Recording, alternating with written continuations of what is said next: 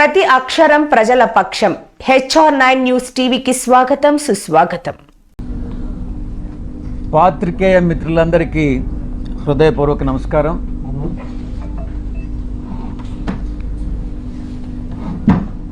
మొట్టమొదటిగా 2024 ఎన్నికలను చర్చించుకుందాం.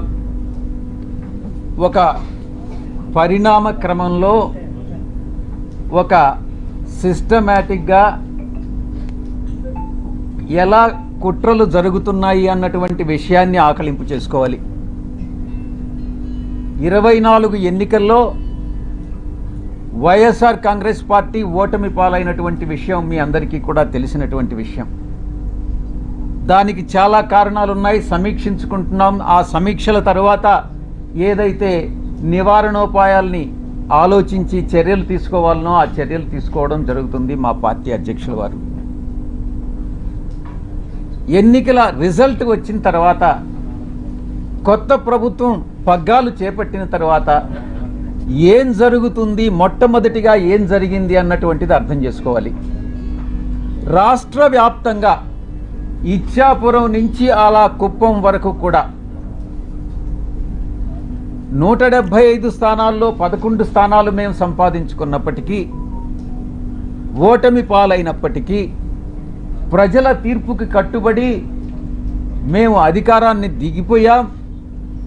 వచ్చినటువంటి కొత్త ప్రభుత్వం ఆ యొక్క పార్టీ యొక్క గూండాలు కానీ, రౌడీ ఎలిమెంట్స్ కానీ, ఆ పార్టీ యొక్క కార్యకర్తలు కానీ ఎలా దౌర్జన్యాలు చేస్తూ ప్రతి ఒక్కరిని, వైఎస్ఆర్ కాంగ్రెస్ పార్టీకి సపోర్ట్ చేసినటువంటి ప్రతి ఒక్కరిని ఇబ్బందులకు గురి చేస్తూ, తీవ్రంగా కొడుతూ, కుటుంబాలను నాశనం చేస్తూ, రేపులు చేస్తూ, ఈ రకమైనటువంటి అకృత్యాలకి చట్టం అనే దాన్ని పరిగణలోకి తీసుకోకుండా పోలీసులు ఏం చేస్తారులే, మాకు అధికార పార్టీ యొక్క సపోర్ట్ ఉంది అన్నటువంటి ఒకే ఒక కారణంతో ఆ కృత్యాలకన్నిటికీ పాల్పడడం జరిగింది. కొన్ని కుటుంబాలు కాసేపు నిశ్శబ్దంగా ఉండండి, ఎవరైతే ఇష్టం లేదో ప్రెస్ కాన్ఫరెన్స్లో వాళ్ళు వెళ్ళిపోవచ్చు. ఇలా కొన్ని ఊర్లలో ఉన్నటువంటి కుటుంబాలు ఊర్లు వేరే ప్రాంతాలకు తరలి వెళ్ళినటువంటి మనం పరిస్థితులు చూసాం. ఇంతటి దారుణమా ఇదా మీరిచ్చేటటువంటి ప్రజాస్వామ్యబద్ధమైనటువంటి పరిపాలన అని నేను ప్రశ్నిస్తా ఉన్నా. ఇప్పుడుండేటటువంటి అధికార పార్టీ ఎన్నికలకు ముందు ఎన్ని రకాలైనటువంటి హామీలు ఇచ్చింది ఒక్కసారి ఆలోచించుకోండి. సూపర్ 4 అనని, సూపర్ 6 అనని, మేము చట్టబద్ధంగా పరిపాలిస్తామనని, మేమేదో చట్ట వ్యతిరేకంగా పరిపాలించామనని, ఏది ఏమైనప్పటికీ ప్రజల తీర్పును శిరసావహించాం. ప్రజలందరూ కూడా గమనిస్తూ ఉన్నారు. తప్పకుండా ఈరోజు ఈ యొక్క పరిపాలన, ఈ ఒక్క నెల రోజుల్లోనే ఈ యొక్క ప్రభుత్వం చేస్తున్నటువంటి రాక్షస పాలన ప్రజలందరూ కూడా గమనిస్తూ ఉన్నారు. తప్పకుండా ఇది పతనానికి, ఈ యొక్క ప్రభుత్వ పతనానికి నాంది పలుకుతా ఉన్నారు. వాళ్ళే నాంది పలుకుతున్నారు అన్నటువంటి విషయంలో సందేహమే లేదు. ఇక రెండవ అంశం, ఎవరైతే నాయకులు ఉన్నారో వైఎస్ఆర్ కాంగ్రెస్ పార్టీ నాయకులు, వాళ్ళందరి మీద బురద చల్లడం. ఆ బురద చల్లడంలో కూడా ఒక క్రమంలో, ఒక క్రమబద్ధంగా, అన్ని వాళ్ళకు ఉన్నటువంటి వసతులన్నిటినీ ఉపయోగించుకొని బురద చల్లేటటువంటి కార్యక్రమం, ఆరోపణలు, నిరాధారమైనటువంటి ఆరోపణలు చేసేటటువంటి కార్యక్రమం చేపడతా ఉన్నారు. ఇదంతా పద్ధతి ప్రకారమే జరుగుతూ ఉంది. నేను ఒక్కటే చెప్తా ఉన్నా, ఎవరైతే ఈ నిరాధారమైన ఆరోపణలు చేశారో, ఎవరైతే నా పేరు ప్రతిష్టలు దెబ్బతీసేదానికి ప్రయత్నించారో, వాళ్ళు ఎంత పెద్దవాళ్ళైనా, ఏ పార్టీకి చెందినటువంటి వాళ్ళైనా, అది మా పార్టీలో వాళ్ళైనా కావచ్చు, అధికార పార్టీకి సంబంధించినటువంటి వాళ్ళైనా కావచ్చు, వదిలే ప్రసక్తే లేదు అని నేను ఘంటాపదంగా చెప్తా ఉన్నా. ఇక ఎవరైతే ఈరోజు ఇంకొక విషయం కూడా చెప్పాలి మీకు. ఎవరో ఒక వ్యక్తి ఇద్దరు మోటార్ సైకిల్ మీద నిన్న విజయవాడకి మా ఇంటికి వచ్చారట. ఆ ఫోటో కూడా వీడియోలో రికార్డ్ అయింది. వీడెవరో తెలుగుదేశం పార్టీకి చెందినటువంటి ఒక లేడీ, ఒక పురుషుడు.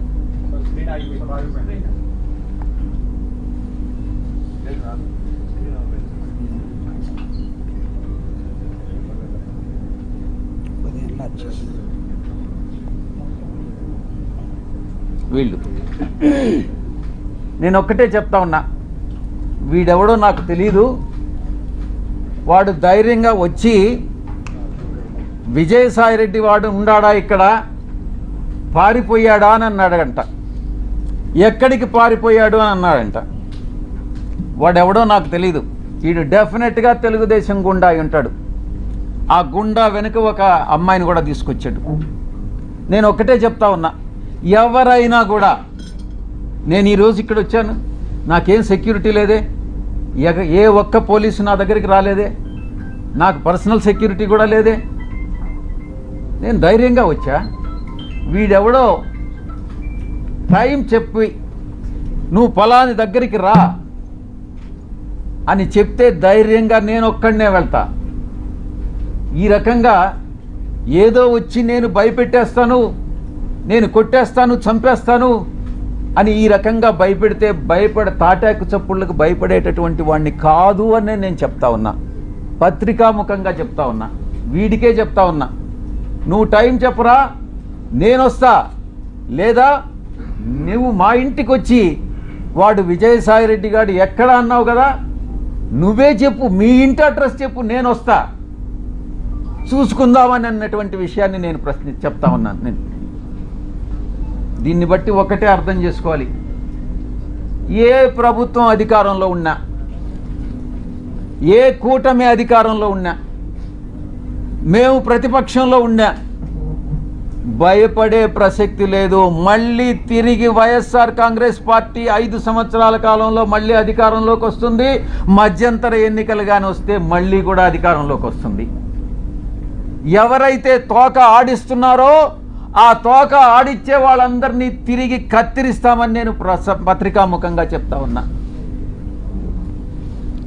ఇక బాబాసాహెబ్ అంబేద్కర్ గారు రాజ్యాంగాన్ని రూపొందించినప్పుడు రాజ్యాంగ రూపకర్త 4 స్తంభాల్ని నిర్మించారు. 1 పార్లమెంటు, 2 బ్యూరోక్రసీ, జ్యుడిషియరీ, ఆ తర్వాత మీరు 4th పిల్లర్ ప్రెస్. ఏంటి ఉద్దేశం, ఏంటి రాజ్యాంగంలో ఉన్నటువంటి ఉద్దేశం ఏంటి?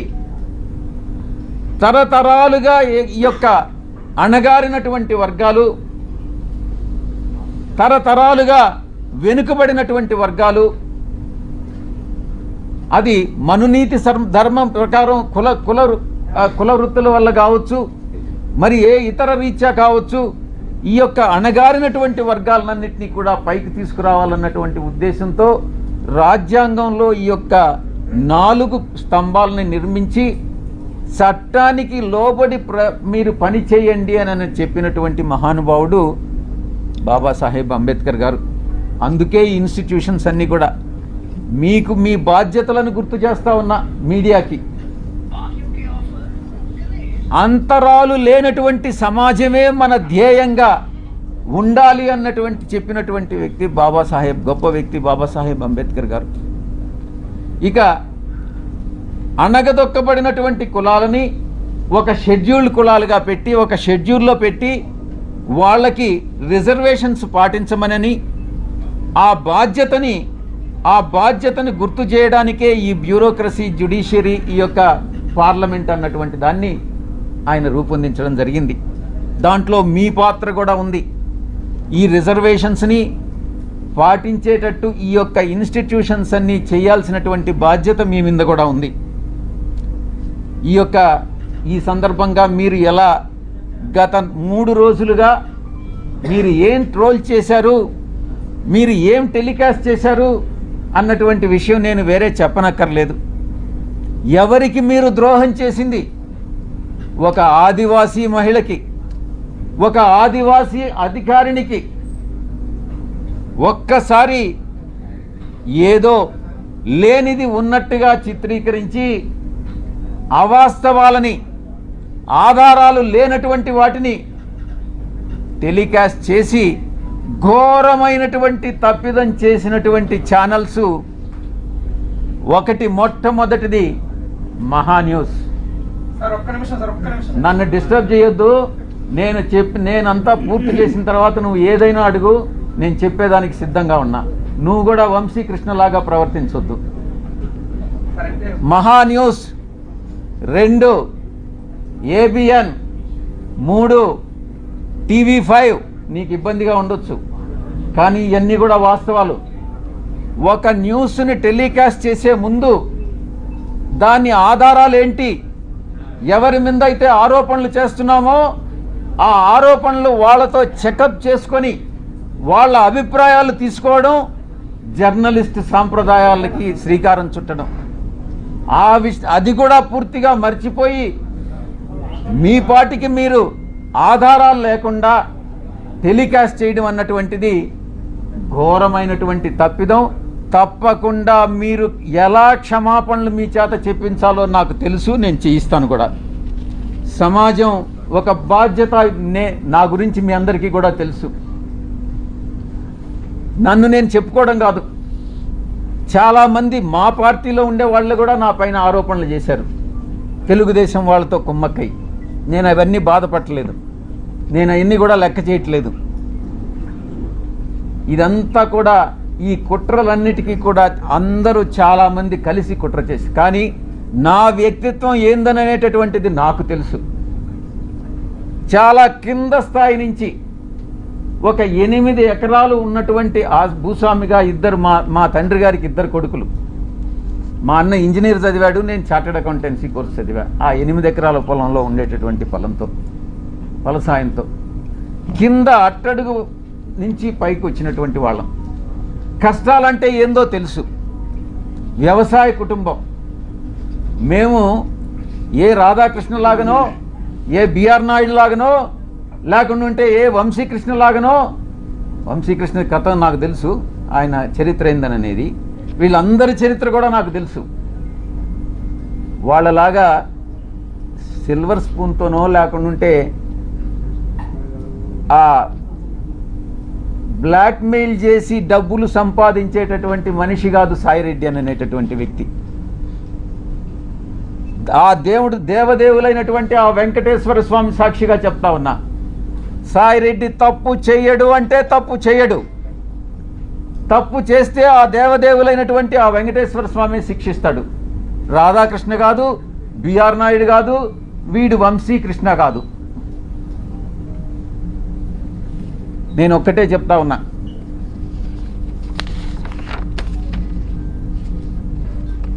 ఒక ఎంపీగా, బాధ్యతాయుతమైనటువంటి ఎంపీగా నా యొక్క బాధ్యతలను నేను నిర్వర్తిస్తా ఉన్నా.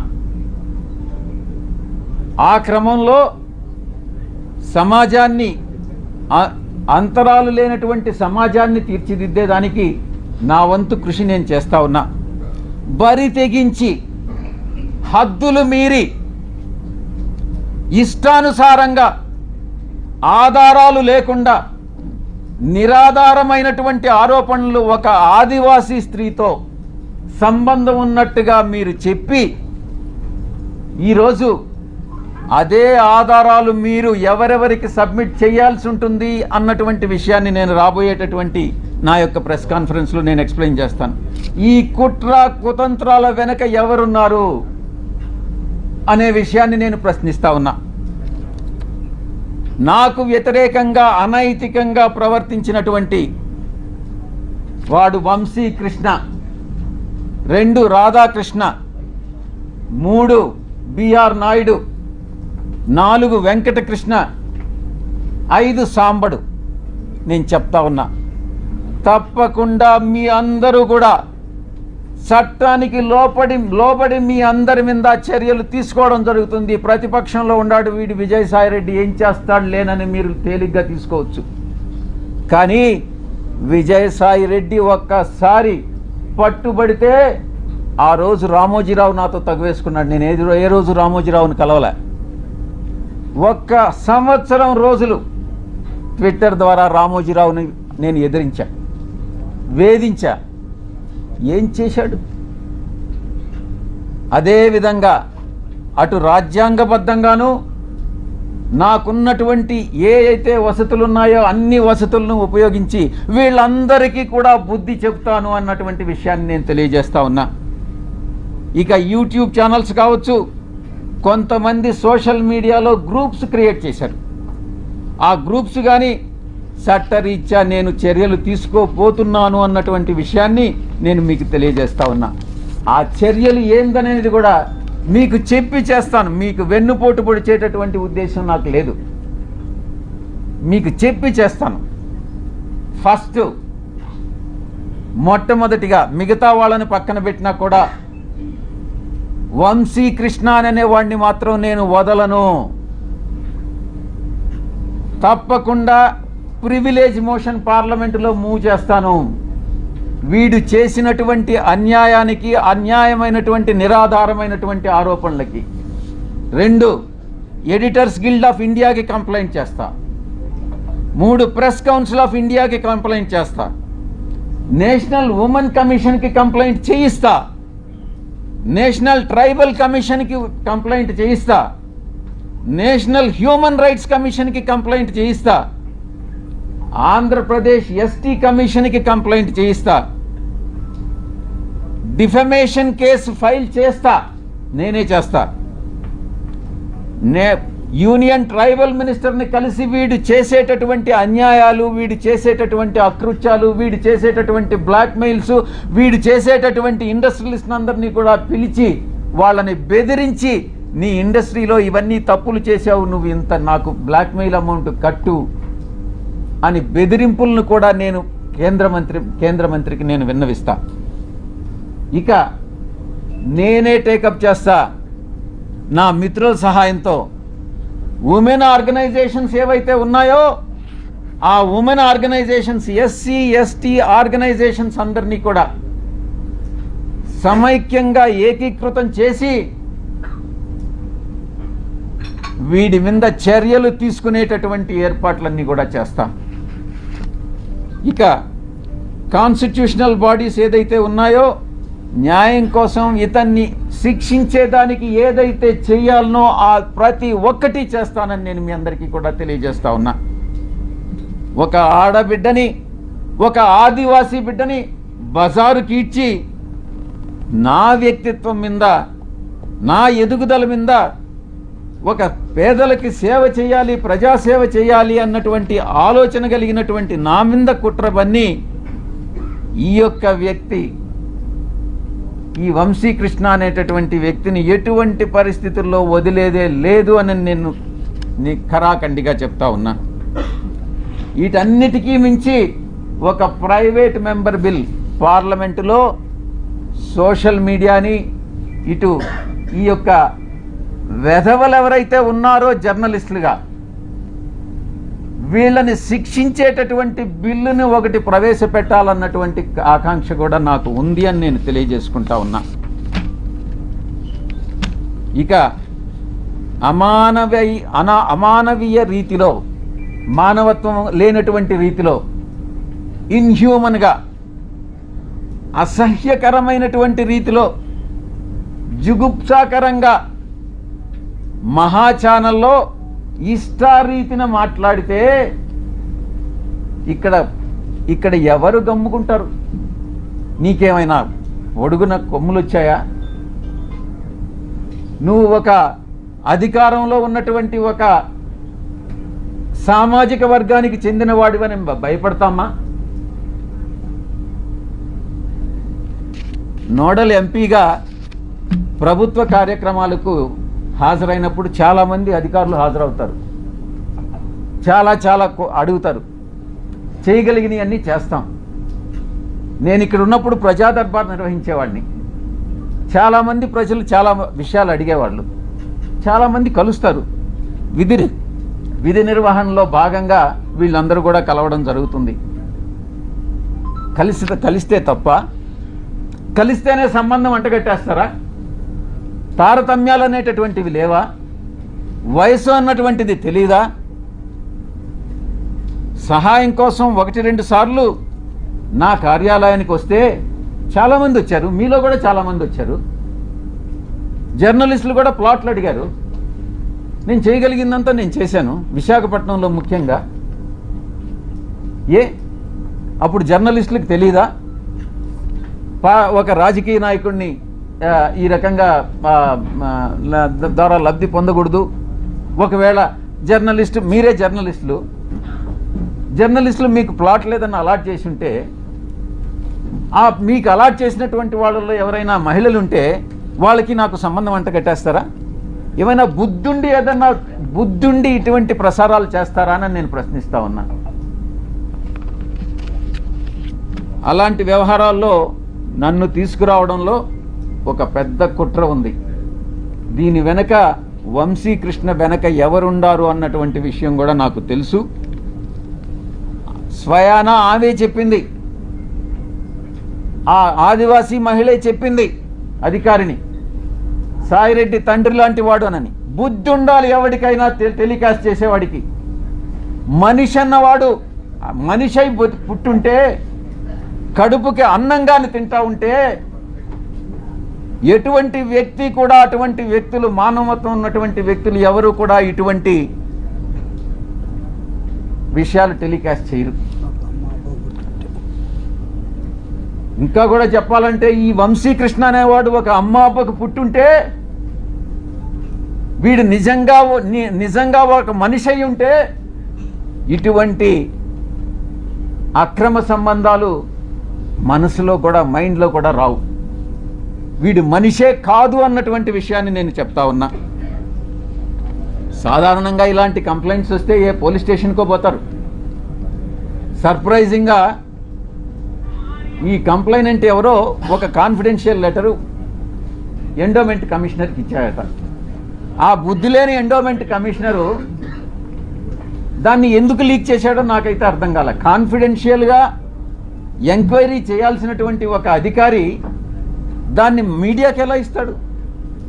అధికారికి బుద్ధి లేదు, తీసుకునేటటువంటి మీడియాకి ఎలా బుద్ధి లేదని నేను ప్రశ్నిస్తా ఉన్నా. నిజాలు ఒకవేళ తీసుకున్నారు, నిజాలు అన్నటువంటివి తెలుసుకోకుండా విచక్షణారహితంగా ఉద్దేశపూర్వకంగా బహిర్గతం చేయడంలో, కుట్రలో ఒక భాగంగా మీరు ఇలాంటివి టెలికాస్ట్ చేస్తారా అని నేను ప్రశ్నిస్తా ఉన్నా. ఈ యొక్క మీడియా, ఒక సెక్షన్ ఆఫ్ మీడియాలో ఇవి ప్రసారం చేయనటువంటివి 4 ఛానల్స్. TV9 ప్రసారం చేయలేదు, 10 TV ప్రసారం చేయలేదు, సాక్షి ప్రసారం చేయలేదు, NTV ప్రసారం చేయలేదు.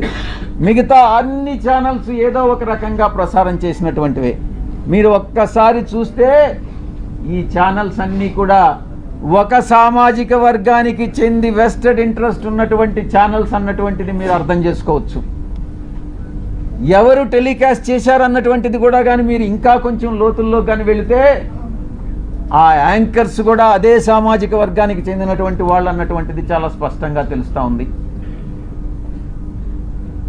ఇంకా ముందుకు రావాలి, ఇంకా ముందు విషయాలు ఉన్నాయి. ఒక వ్యక్తి చేసినటువంటి ఆరోపణలను దృష్టిలో పెంచుకొని ఒక మహిళ క్యారెక్టర్ మీద దెబ్బతీస్తారా? ఒక మహిళ క్యారెక్టర్ మీద దాడి చేస్తారా? ఆ స్థానంలో నేను ఒక్కటే అడుగుతున్నా, ఒరేయ్ వంశీ, నీకు అమ్మ లేదా? నీకు అక్క లేదా? నీకు అమ్మ చెల్లెలు, అక్క చెల్లెలకి తేడా తెలియదా?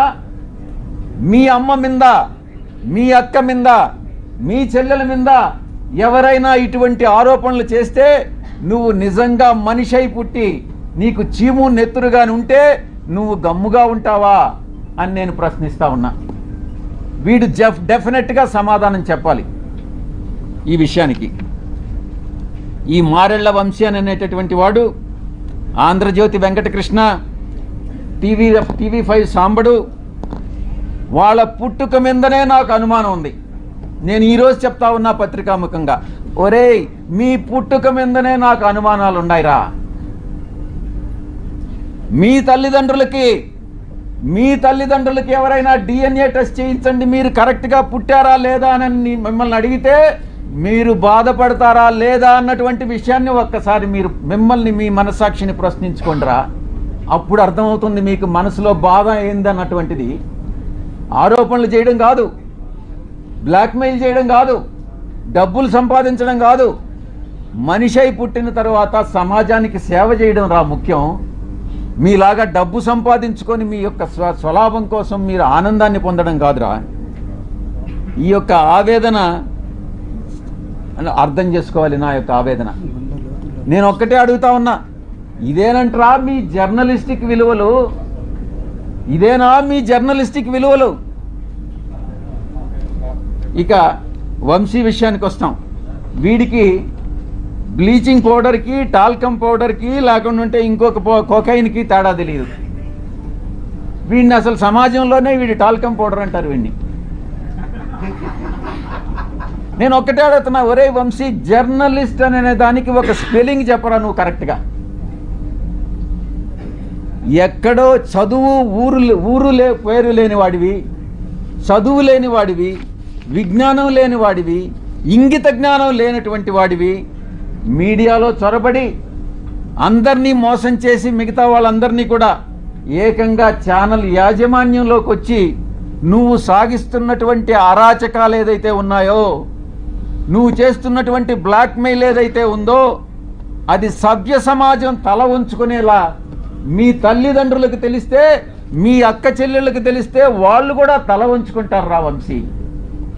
ఇది నీ యొక్క పరిస్థితి. ఒక్కసారి మీ ఛానల్లో పనిచేసేటటువంటి మీ యొక్క మహిళా ఉద్యోగుల్ని ఒక్కసారి అడిగి చూడు, నీ గురించి ఏమనుకుంటున్నారనేటటువంటి విషయం, నీ వెనక ఏమనుకుంటున్నారనేది ఒక్కసారి తెలుసుకోరా.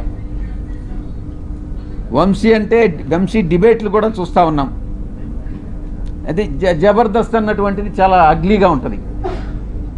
దానికన్నా ఇంకా హీనంగా ఉంటాయి వీడి డిబేట్స్.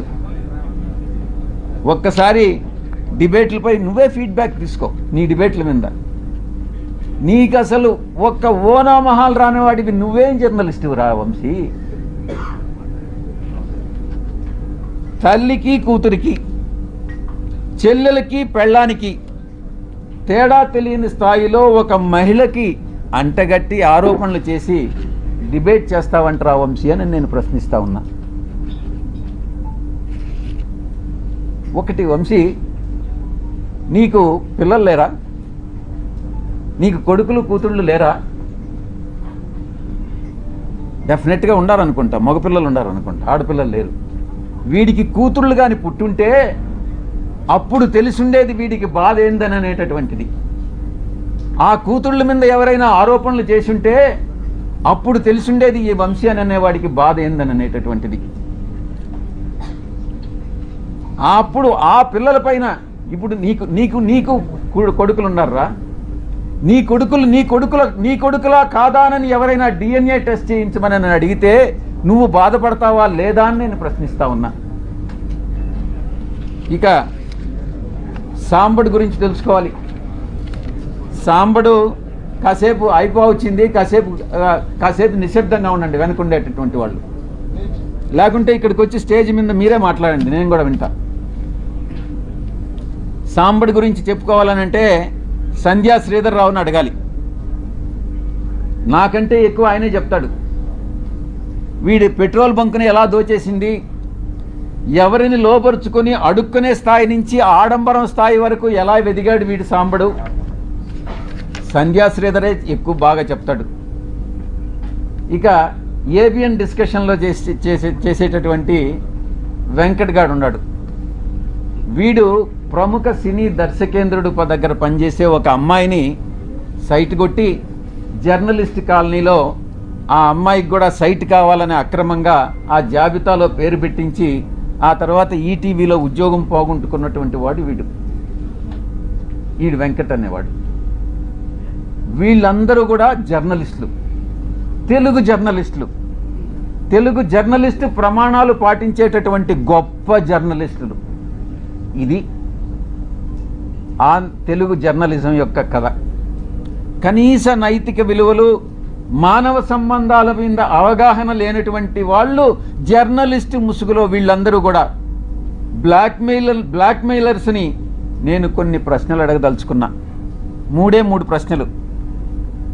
ఒరే వంశీ, నువ్వు జవాబు చెప్పు. క్యారెక్టర్ అసాసినేట్ చేయడానికి ఎందుకు ప్రయత్నిస్తున్నావు రా అని అడుగుతా ఉన్నా. 2, నీ క్యారెక్టర్ని ఎవరైనా ఇబ్బంది పెడితే నువ్వు చూస్తూ ఊరుకుంటావా అని ప్రశ్నిస్తా ఉన్నా. ఎలాంటి ఆధారం లేకుండా నీ పేరుని ఎవరో మహిళతో లింక్ చేసి DNA టెస్ట్ చేయమని అడిగితే నువ్వు గమ్ముకుంటావా అని ప్రశ్నిస్తా ఉన్నా. ఈ 3 ప్రశ్నలకి నువ్వు సమాధానం చెప్పరా, నువ్వు నిజంగా జర్నలిస్ట్ అయితే. మనమందరం కూడా నాగరిక సమాజంలో, ప్రజాస్వామ్య దేశంలో జీవిస్తున్నాము అన్నటువంటి స్పృహ నీకు ఉందా అని ప్రశ్నిస్తా ఉన్నా. అసత్యమైనటువంటి, అమానవీయమైనటువంటి ప్రసారాలను వేగవంతం చేసే అవకాశం ఉన్నటువంటి ఈ రోజుల్లో కనీస విచారణ లేకుండా ఎవరు నిజంగా ఈ యొక్క ఇన్ఫర్మేషన్ కరెక్టా కాదా అన్నటువంటిది కూడా తెలుసుకోకుండా తిరిగి టెలికాస్ట్ చేయడం శిక్షార్హమైనటువంటి నేరం అని నీకు తెలియదా? అయినా నువ్వు చదువుకోలేదు, నీకేం తెలియదని నాకు తెలుసు, అయినా నీకు నేర్పిస్తా ఏం చేయాలన్నటువంటిది. దీన్ని ప్రజలు హర్షించరు అని నేను తెలియజేస్తా ఉన్నా.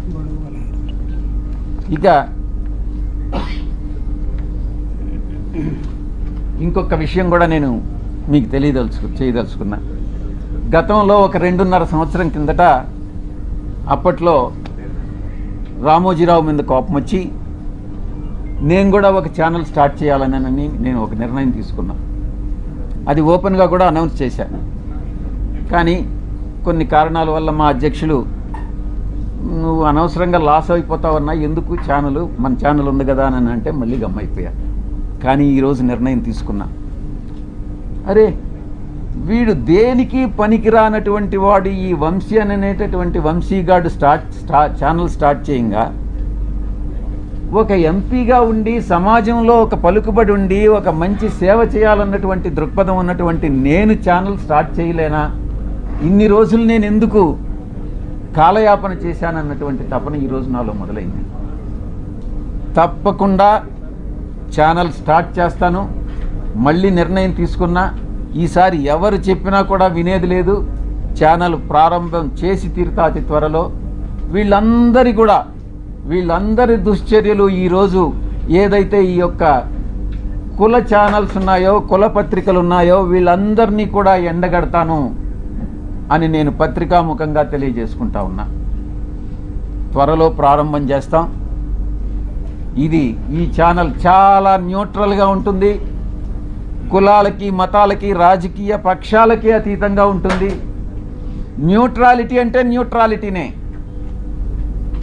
విజయసాయిరెడ్డి ఏ రాజకీయ పక్షంలోనైనా ఉండొచ్చు, కానీ ఛానల్ వచ్చేటప్పటికి న్యూట్రల్ ఛానల్ మాత్రమే మెయింటైన్ చేస్తాం, న్యూట్రాలిటీ మెయింటైన్ చేస్తామని నేను సవినయంగా తెలియజేసుకుంటా ఉన్నాను. ఇక బడుగు బలహీన వర్గాలకు సంబంధించి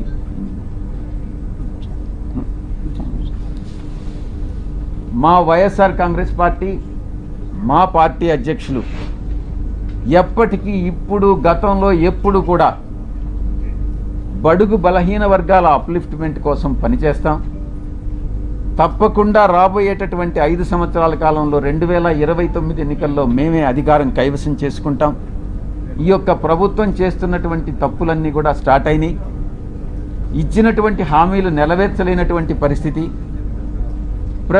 ప్రతి వారం, ప్రతి నెల కూడా కొన్ని వేల కోట్ల రూపాయలు అప్పు చేసేటటువంటి పరిస్థితి. మేమేదో వచ్చేస్తాం, అధికారంలో వచ్చేస్తే పొడి చేస్తాం, అభివృద్ధి చేస్తాం, మేము మీకన్నా ఎక్కువ మేము సంక్షేమ పథకాలు ఇస్తామని వచ్చినటువంటి పార్టీ అధికారంలోకి నెల రోజుల్లోనే తెల్లముఖం వేసుకున్నటువంటి పరిస్థితి. కాబట్టి నేను ఒక్కటే చెప్తా ఉన్నా, ఇది ఒక అంతానికి, ఈ ప్రభుత్వ అంతానికి ప్రారంభం మొదలైంది. కాబట్టి మ్యాటర్ ఆఫ్ టైం, మనం వెయిట్ చేస్తాం. ఇంకా కూడా తప్పులు చేస్తారు, తప్పులు చేసే అవకాశం ఉంది. వేసే ప్రతి అడుగు కూడా ఈ ప్రభుత్వం తప్పు చేస్తూ ఉంది.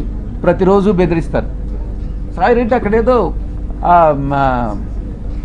వేకెంట్ సైట్ని ఆక్రమించేశాడంట. నువ్వు తీసుకో, సాయిరెడ్డి కానీ సైట్ ఆక్రమించుంటే నువ్వు తీసేసుకో, నేను కాదనట్లేదు కదా. సాయిరెడ్డి ఏదో అక్కడ గోడ కట్టేశాడంట. నేను ఏదైనా చేస్తే ప్రజల సౌకర్యార్థం చేశాను కానీ నేను ఏది కూడా స్వార్థం కోసం నా కోసం చేయలేదు.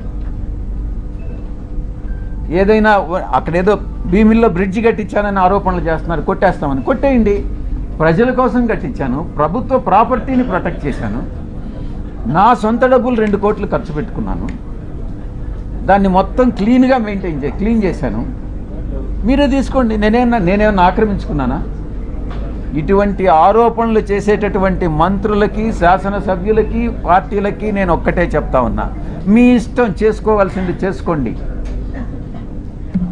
ఎటువంటి పరిస్థితుల్లో భయపడేది లేదు అన్నటువంటి విషయాన్ని స్పష్టంగా చెప్తా ఉన్నా. ముఖ్యంగా విశాఖలో ఇన్ని లక్షల మంది ఉండగా మదన్ మోహన్ అనే వ్యక్తి మీ మీద ఎందుకు కంప్లైంట్ ఇచ్చారు? ఎవడా మదన్ మోహన్? ఎవరైతే మీరు చెప్తున్నారో తెలుసా? వాడెవడో కూడా నాకు తెలియదు. ఆడెవడో చెప్పు, నేను చెప్తా. సార్, ఇంత ప్రెస్ మీట్ లోని అదే మదన్ మోహన్ అనే అతను మీ లెటర్ లోని మీ పేరు ప్రస్తావించారు, కానీ మీరు ఎక్కడ ఆ వ్యక్తి మీద ఒక మాట అసలు మీకు పరిచయం గతంలో ఏమైనా ఉందా లేదా? ఒకటి సార్, ఇక్కడ డైరెక్ట్ గా ఎంపీ విజయ్ సార్ మెన్షన్ చేశారు సార్ పేపర్ లో. అంటే నేను ఒకటి చెప్తా, నెక్స్ట్ మీడియాకి అదే నేను చెప్పేది వినవా, ఒక్కొక్క ప్రశ్న అడగవయ్యా. నీ పేరేంది? రామకృష్ణ శ్రీనివాస్. నువ్వు కూడా వంశీకృష్ణ లాగానే ఉండవే. వంశీకృష్ణ కన్నా ఎక్కువ. చూడు, వాడే ఆ మదన్ మోహన్ అనేవాడు ఈయన చెప్పాడే, ఆ మదన్ మోహన్ అనేవాడు వంశీకృష్ణ మీద ఆరోపణలు చేస్తుంటే ఇదే రకంగా రియాక్ట్ అవుతారా? నేను ఒక్కటే చెప్తా ఉన్నా, silence please, silence please, silence please. అక్కడ మన వాలంటీర్స్ ఎవరు ఉంటే ఆపండి అమ్మా, అక్కడ ప్లీజ్ మాట్లాడొద్దని చెప్పండి. మాట్లాడాలంటే బయట పోయి మాట్లాడుకోండి సార్. ఒక్క నిమిషం సార్, నేను ఒకటే చెప్తా ఉన్నా, శ్రీనివాస్, మీ వంశీకృష్ణకు కూడా చెప్పు, ఇదే మహిళ మీద ఏదైతే ఆరోపణలు చేశాడో మీ వాడు వంశీకృష్ణ గారు, అదే మహిళ కమ్మ సామాజిక వర్గానికి చెందిన మహిళ అయితే ఈ ఆరోపణలు చేస్తాడా నేను ప్రశ్నిస్తా ఉన్నా. చెప్పు. నేను చెప్పా. రెండో విషయం, ఈ మదన్ మోహన్ అనేవాడు నన్ను ఎన్నిసార్లు కలిశాడు? ఈ మదన్ మోహన్ అనేటటువంటి వాడు నా దగ్గరకు వచ్చి 2 సార్లు స్కాలర్షిప్ దేనికోసమో 2 సార్లు వచ్చాడు. చాలామంది వస్తుంటారు, మీరు కూడా వచ్చారు, ప్లాట్ల కోసం వచ్చారు. నేను చేయగలిగింది చేశా, అదే రకంగా వాడికి చేశా. మదన్ మోహన్ అనేటటువంటి వాడు సాయిరెడ్డి మీదనే ఎందుకు కంప్లైంట్ చేశాడు అని అంటే, దానిలో ఆంతర్యం అర్థం చేసుకోలేనటువంటి అమాయకుడు వంటివయ్యా శ్రీనివాస్ నువ్వు. మీ వంశీగాడిని అడుగు, వాడు చెప్తాడు బాగా దీనికి సమాధానం, నేను కాదు చెప్పాల్సింది. మదన్ మోహన్ అనేవాడు వంశీగాడిని అప్రోచ్ అయ్యాడా లేదా, ఎందుకు అప్రోచ్ అయ్యాడు, వాళ్ళిద్దరి మధ్యన ఉండేటటువంటి అండర్స్టాండింగ్ ఏంది అన్నటువంటిది మీ వంశీగాడిని అడుగు, చెప్తాడు. Right, next. ఆరోపణలు వచ్చిన తర్వాత ముందు ఫస్ట్ ఏం జరిగిందని నాకే తెలీదు, నాకు సంబంధం లేనటువంటి విషయం. నాకన్నా ముందు మీకే తెలిసింది ఏం జరిగిందని అనేది. ఆ తర్వాత అర్థం చేసుకొని ఆధారాలు సేకరించి దాని మీద రియాక్ట్ అయ్యేదానికి 3 రోజులు పట్టింది. 3 రోజులు కాకుంటే 4 రోజులు పట్టచ్చు. ఎవరైనా తమరు ఏ ఛానల్ నుంచి కొంచెం పైకి లేచి మాట్లాడితే బాగుంటుంది. మీకు శాంతి గారికి ఎలాంటి పరిచయం ఉంది సార్? మీకు శాంతి గారికి ఎలాంటి పరిచయం ఉంది? 2016లోనే ఆమెను మీరు ఢిల్లీ తీసుకెళ్లారు అనేది ఒక ఆరోపణ మీ మీద. నీ పేరేంది? ఉదయ్ సార్ నా పేరు. ఉదయ్, నీకు నాకు ఏం పరిచయం ఉంది? ఎన్నిసార్లు కలిసాం చెప్పు, నువ్వే చెప్పు. చెప్పరా బాబు, నువ్వు ఎన్నిసార్లు మన ఇద్దరం కలిసాం చెప్పు, నిజం చెప్పు. నువ్వు లేదు, ఆరోపణలు చేస్తే వస్తాయిరా బాబు. నువ్వు ఎన్ని గంటలు కలిసాం? నువ్వు నేను ఎన్నిసార్లు కలిసాం చెప్పురా బాబు. మనం కలవలేదు కదా, ఇప్పుడు కలిసాం కదా, ఇంక 2 సార్లు కలుస్తాం కదా.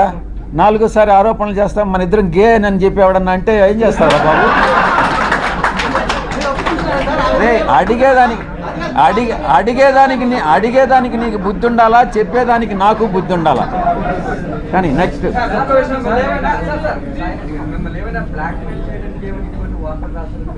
వాడిని అడుగు, వంశీకృష్ణ గారిని అడుగు, చెప్తాడు. నిజాలు ఏందనేది వంశీకృష్ణ గారిని అడుగు. నేను వాడిని పార్లమెంట్కి ఈడుస్తా, ప్రివిలేజ్ కమిటీకి ఈడుస్తా, వాడి మీద కేసులు పెడతా. ప్రతి క్షణం సాయిరెడ్డి అనే వాడిని నేను ఎందుకు కలిపెట్టానా అని జీవితంలో వాడు పశ్చాత్తాపపడేటట్టు చేస్తాను అని నేను మీ అందరి ముందు చెప్తాను. సాయిరెడ్డి గారికి వంశీకృష్ణ గారికి వ్యక్తిగత తగాదాలు, భూ తగాదాలు వాడెవడో నాకు వంశీ అనే వాడెవడో నాకు తెలియదు. నేను ఇంతవరకు వాడిని కలవలేదు.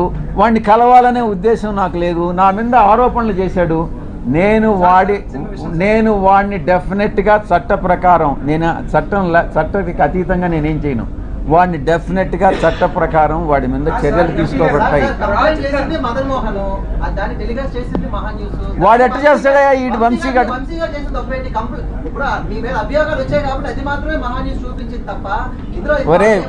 ఒరే ఉదయ్, నేను గే అంటాను, నువ్వేమంటావురా చెప్పు? నేను ఆరోపణ చేశాను నీ మీద. అవునరా, నీకే పుట్టాడనే నమ్మకం. అది రెడీగా, అదే తీసుకురా, పోయి తీసుకురాపోరా, నీ సర్టిఫికేట్ తీసుకురాపో. నెక్స్ట్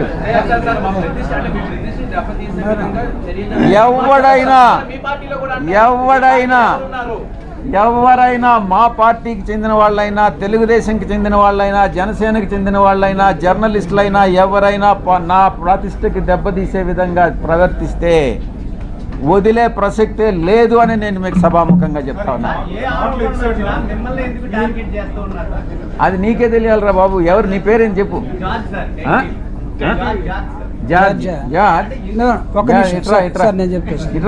ముందుకు రా సార్. ఒక్కసారి సార్, నేను చెప్తానంట.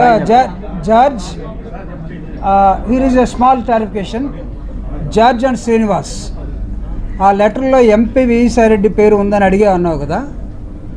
టెలికాస్ట్ చేసే ముందు కనీసం ఆ వ్యక్తితోటి దాన్ని క్లారిఫై చేసుకోవాలన్నటువంటి అది ఏదో అంటారు కదా, ఇంగిత జ్ఞానం, జర్నలిజంలో మీరు ఎప్పుడు స్టోరీ తీసుకోవాలి? You have to approach. అంటే ఒక లెటర్ ఎవడో చిల్లరగా రోడ్డు మీద ఎవడో యునానిమస్ లెటర్ రాసేస్తే దాన్ని తీసుకుని మనం పోయి వేసేసుకుంటామా?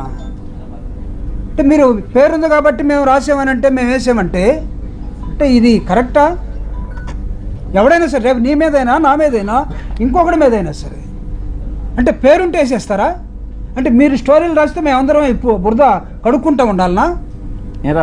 బాగా మీరు పేడంతా మాకు, మీ పశువుల దగ్గర ఉన్న పేడంతా తీసుకొచ్చి మాకు పూసేస్తే మేము కడుక్కోవడం కోసం రోజు ఒక బిందె నీళ్ళు పెట్టుకొని ఉండాలి ఇక్కడ. క్లారిఫై చేసుకోరా? క్లారిఫై చేసుకోరు. దీన్ని చెప్పండి నాకు. నువ్వు ఎలా అడుగుతావు అసలు ఉదయ ఆ ప్రశ్న? ఎలా అడుగుతావు? కాదు సార్, నిన్న ఆ మేడం, ఆ officer, she has given clear cut answer. మీరు కావాలంటే తీసుకోండి.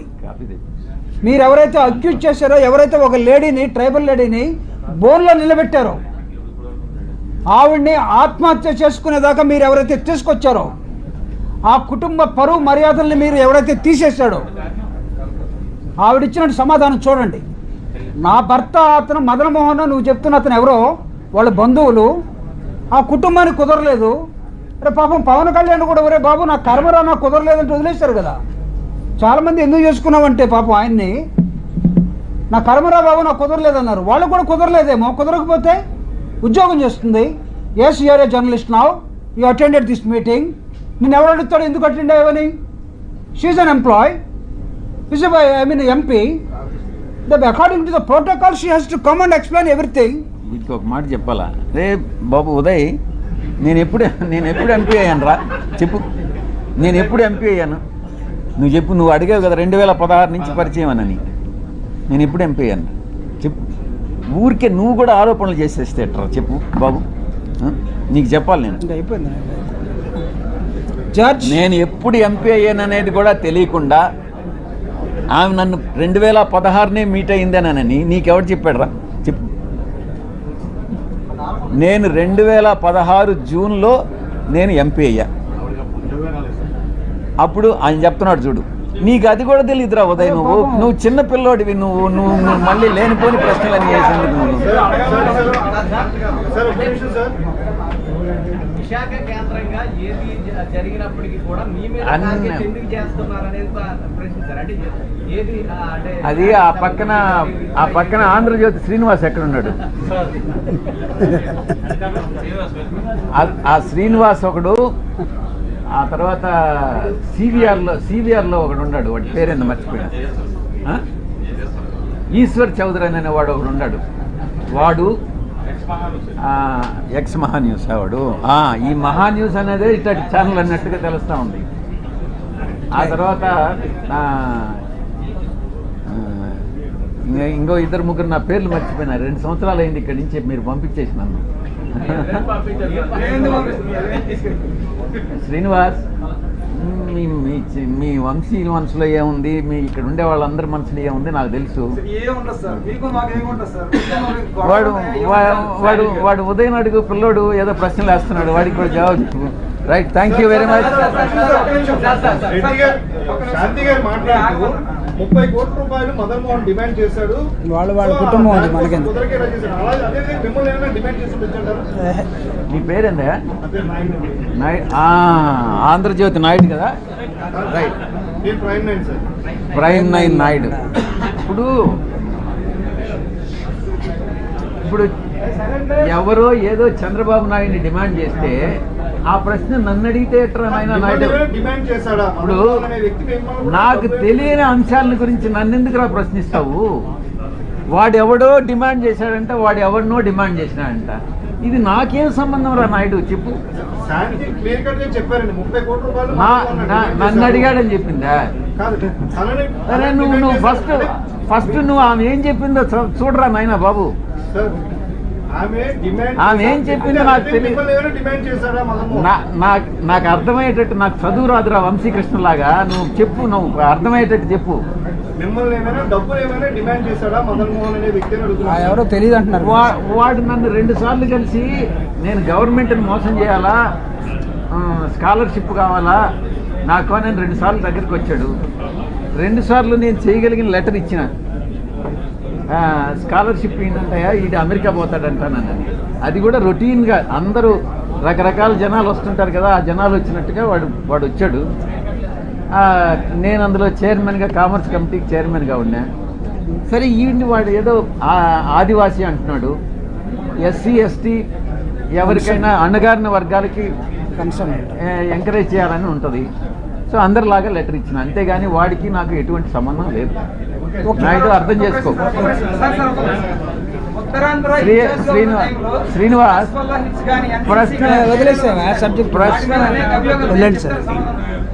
శ్రీనివాస్, ఇప్పుడు ఎవడో ఏదో ఆరోపణలు, ఇప్పుడు వంశీగాడు చేసినట్టుగా నువ్వు